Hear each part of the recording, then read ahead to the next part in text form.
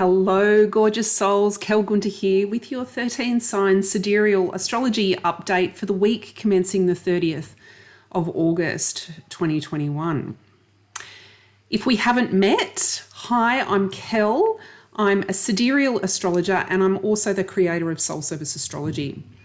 I'll explain Sidereal Astrology in a moment, but Soul Service Astrology is a practice that helps you deeply understand yourself. You're able to then take personal responsibility for your challenges, perhaps your weaknesses. You can lean into your strengths and gifts, and that's what astrology can gift you, so that you can tap into your greatest joy and your highest service and purpose.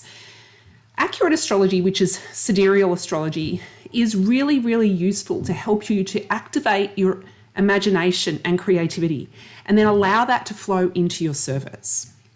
Sidereal astrology is referencing the planets to the stars in the sky. Now, you're probably thinking, doesn't tropical astrology do that? No, it doesn't. Sidereal astrology, 13 signs sidereal astrology, is matched with what you can see at the sky wherever you are positioned on this planet. If you'd like to work with me, my web links are down below. But let's take a look at what's happening this week. I'm going to share my screen. There we go. All right, so this is Monday the 12th. Sorry, not Monday the 12th, Monday the 30th at 12 p.m. This is Sydney, but because Neptune moves so slow, of course, this will be experienced across the globe. Neptune takes approximately 165 years to transit around the ecliptic. So it's a very slow planet. Now, here in my astrology program, it's showing it in Pisces. If we were to look at an astronomy app, it's actually showing it in Aquarius. So at the moment, Neptune is in Aquarius. It's also retrograde. So let's look at the archetypal energies there, because astrology is all about the energies. So humans' divine meaning from the planets, human divine meaning from the seasons, human divine meanings from the elements, human divine meanings from lots of things. The planets were born when we were born. At a molecular and a subatomic particle perspective, we were born at the same time. We still share the atoms and all the subatomic particles that were created when our solar system was created. So it's not a causal effect, it's an acausal effect. Myth and story has handed down, our ancestors have connected with the collective unconscious, the unified field, and divine this information for us so that we can use this information in our lives. Neptune is the beacon, like a lighthouse. There is no conscious control over this. This is unconscious connection to all that is. It is you in your dreamland. You have no control over your dreams. So you stand up, you're being called to simply be your version of a lighthouse and shine your light out. But of course, as we grow up, we get lots of unconscious conditioning and patterns and habits develop, and we can't show up in that unconscious, beautiful light and shine it out into the world. And one of the tasks this lifetime is for us to do that. It's to acknowledge that we may have unconscious patterns that aren't beneficial to us. There might be unconscious patterns that are beneficial to us, and that's fine, but I'm talking about the ones that aren't beneficial to us. And I would refer to them more as shadow aspects to ourselves, or shadow patterns. You might refer to them as bad habits. I don't like using the word bad because there's never anything bad or good. When you notice these unconscious behaviors, unconscious beliefs, when they bubble up, these unconscious patterns, it's actually a messenger. So isn't that good? Isn't it good that you've realized, oh my God, I had that belief, I had that thought I had that thought, and then I realized that actually that's not me. That's not what I believe, and you were able to change it. That's Neptune is all about that. And in Aquarius, and let me talk collectively, because Neptune is such a slow planet, it is a collective planet. And of course, one of its mottos is all is one. So of course, it is referring to the collective. There is a collective shedding at the moment. With Pluto's a different story. With Pluto, we're destroying beliefs.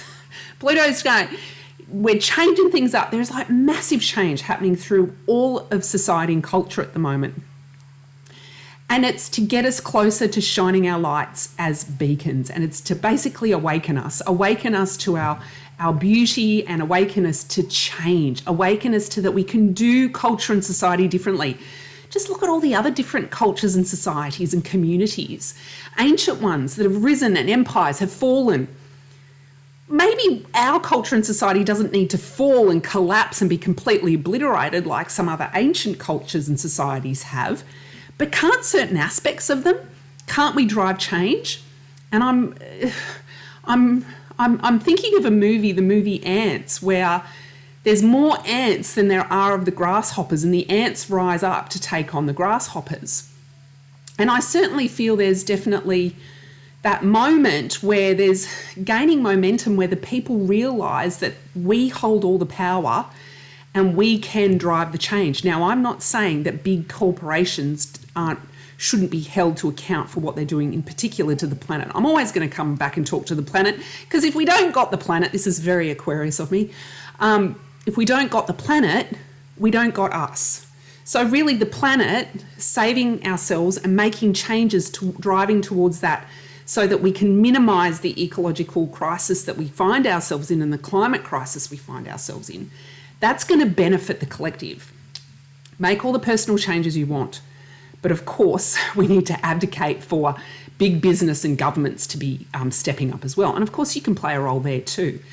So within that discussion around Neptune and Aquarius, you can hear all the archetypal representation that it holds.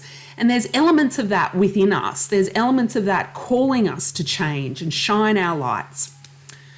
Now that planet is in opposition to Mars. I'm not going to talk about the opposition yet, but I'm going to talk about Mars. Mars is down here. Now, the reason why I'm spending quite a lot of time on this aspect this week, this is the main aspect for this week. I have very few aspects to talk about this. So this aspect goes from Monday the 30th of August. It is exact on the 2nd of September, which is Thursday. So that means it's in exact opposition, 180 degrees apart. And then you'll still feel it for probably another 3 or 4 days afterwards. So it's an aspect that's going to be there all week, right?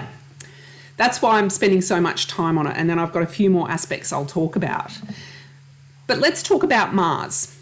So Mars was the god of war.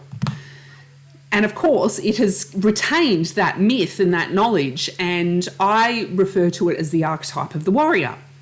The warrior is very focused, it has its cause, it goes out, it gets stuff done.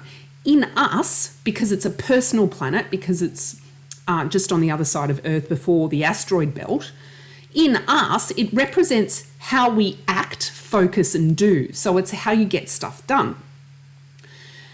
As Mars moves through Leo, it might have been getting stuff done in a much more creative way. Perhaps you felt yourself focus more when you've allowed yourself to be more creative in that focus. I know I certainly have, and I've only actually had the realization at the ripe old age of 43 that I've got quite a lot of Leo in my chart, and with Mars transiting through Leo, it's activated the other planets that are sitting in Leo for me, and it's activated how I like to create.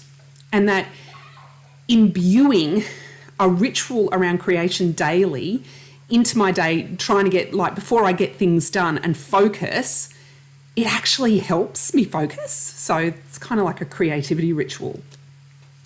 So maybe that's something that you'd like to look at as well. Now, in opposition. So opposition I describe as a seesaw. You're going between both energies. You might be flip-flopping, seesawing. I like the flip-flop because the flip-flop gives you that feeling when you know that you're in opposition. You're not in dynamic balance. So I can certainly feel myself flip-flopping between this collective drive for change. I just want to shine my light into the world, and I just want everyone to change. I want us to all come together and save the planet. I want to use my intuition. I want to connect deeply with it. And I just want that change to happen. And then I go down into Mars in Leo and I'm like, oh, I'm creating and this is so wonderful and it makes me feel good. And I kind of forget about the collective and I forget about the changes that I'm driving for. So you might be on either end of the spectrum where you're getting kind of stuck in maybe the collective issues at the moment. Maybe you're getting trapped a little bit in your dreams and you're visioning the changes that you'd love to see and you're not doing anything. Or you're down and you're doing and you're creating, but you're not letting it be fed by your intuition, by the collective unconscious. It's not being fed by the changes that you wish to see. It's not being fed by your vision, right? So if you're on either end of the spectrum, let's talk about how we can get this not flip-flopping this week. So these are the muscles that you're going to work this week. You're going to acknowledge what changes you want to see in the world. Just acknowledge it, notice it, be aware of it. And to do that, there's a number of ways you can do that. And also tap into your intuition this week, because I'm going to talk about that a little bit more. This week, I kind of feel like the mystic rules this week. Let's get our mystic on. You can log your dreams. So you can, if you have a notebook beside your bed, you can log your dreams. Meditate and record. Now, meditate with Neptune in Aquarius. You might like to use guided journeys where they take you on a guided journey and then you record what comes up for you on that guided journey. I have an insight timer. Earth coherence is on there. That's a great one that you can go into and record what comes up for you. Any form of meditation, guided meditation. And then the other thing I wrote was to use intuitively guided art. And why am I saying that? This is how you can help get this opposition in balance. Be creative and let your intuition and your dreams feed into your creativity and how you get things done. And instead of really sort of just going and focusing and ignoring everything that's going on, you're sort of allowing the collective, you're allowing the subtle realms to come in and feed into your art and your way of doing. Now, it might be that one day that you're over here and the next day you're over here, and then one day you might be like, oh, I've got the two working together. So think about how you can work that muscle this week. So our intuition, how we create, the types of rituals we're feeding into our day that allow us to connect with the subtle realms and allow us to connect with our imagination and our creativity.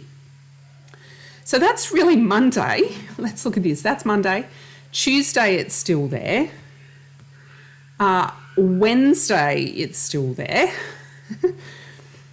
Thursday, it's exact. It's 0 degrees difference. So it's 180 degrees difference. Excuse me. So Friday, I'm not going to talk too much about what's going on Friday, but on Saturday I am. If you can hear my children laughing in the background, I hope that fills you with joy. Sounds like someone's getting tickled. All right, so Saturday, the 4th of September, we have a Balsamic Moon. A Balsamic Moon is 2 to 3 days before the new moon. And really this moon is ruled by the mystic, which is why I said this week is kind of ruled by the mystic. And it's ruled by the mystic before the following week when we have a new moon, right? So the mystic comes in and wants you to look at your unconscious. It wants you to look at your subconscious. It wants you to look at what's going out in the collective, and it wants you to sort of take a moment and devote some time to your spirit so that you can reassess, rejig, rechange, reshift, not get comfortable. Sometimes these things aren't comfortable, right? So with the Balsamic Moon, that's what you're going to do. You're going to notice what's going on for you. How do you feel? What's going on with your emotions? Maybe you're going to cry. Maybe you're going to have a bath. Maybe you're going to do some journaling. Maybe you're going to do some arting. Maybe you're going to dance like a crazy person. Maybe you're going to make messy art. But basically, you want to feel any emotions you're feeling and allow yourself to be with them and shift through them. Now, there might be a number of ways you do that. You might need to talk it out with someone. You might need to scream it out. You might need to go into nature to do it. But the whole idea with the Balsamic Moon is to shift those emotions prior to the new moon. So you're coming up to a new moon where you're going to set intentions the following week. Week commencing the 6th of September. So, and we'll have the new moon on the 7th of September. So you've got between Saturday, the 4th of September, up until the 6th of September. So that's 2 days to really feel these emotions that need to shift and change so that you can start to step into some new intentions. Then, so that's Saturday, let's have a look at Sunday. Sunday, we have a lovely aspect. It hits exactly on, it's Saturn trine Mercury. Saturn's up here and Mercury's down here. So Saturn's in Capricorn retrograde. Saturn has been in Capricorn for quite some time. And if you haven't heard me speak about Saturn before, Saturn is our leadership. It's our leader within us. It's also the leader in the collective, of course. And it's our mastery. It's our expertness. And in Capricorn, it's basically the executive. It's the CEO of, what you're designing in your life. What are you building? What mountain are you walking up to stand on the top of? Goals and achievements, careers, business. In retrograde, it is going through a review period. So it might be like, okay, so no, that goal's out, or no, that methodology is out. Trining Mercury in Virgo. So Mercury in Virgo is quite content. And we're leading up to a Mercury retrograde at the end of September. So now is the time to get stuff done. And that's why the beginning of this week is really about allowing ourselves to be a bit more nebulous, allowing ourselves to float a little bit, allowing ourselves to be creative, tune into our intuition, and then sort out what methodology is staying, sort out what goals staying, sort out what you need to get done, and start getting some stuff done, because this trine really will allow you to get some stuff done. Mercury in Virgo still needs to feel good in their body. So I'm not saying, and this is certainly something that can happen within our culture and society, is that when you hear me say get stuff done, it means push, go hard, do more than you could expect to ever do. But no, that's not what I'm saying. I'm saying look after yourself and allow the flow and do the things that you feel called to do on the pathway to standing on your mountaintop. Your leadership, your expertness, it's a consolidation. And Virgo can help there because Virgo knows how to sift through the data and clear the gumph, use the logical mind, use the skills and the strengths that you've already got, and focus in and get some stuff done before Mercury retrograde. So that's it for this week. To recap, we're really vibing in with the archetype of the mystic at the beginning of the week, and then by the end of the week, once you've done that, process some emotions, let some shit go, you can step into getting some stuff done and really consolidating down prior to the new moon the following week. If you'd like more daily updates, come and follow me on Facebook or Instagram. You can find all the links below this video. And have a beautiful week. Bye.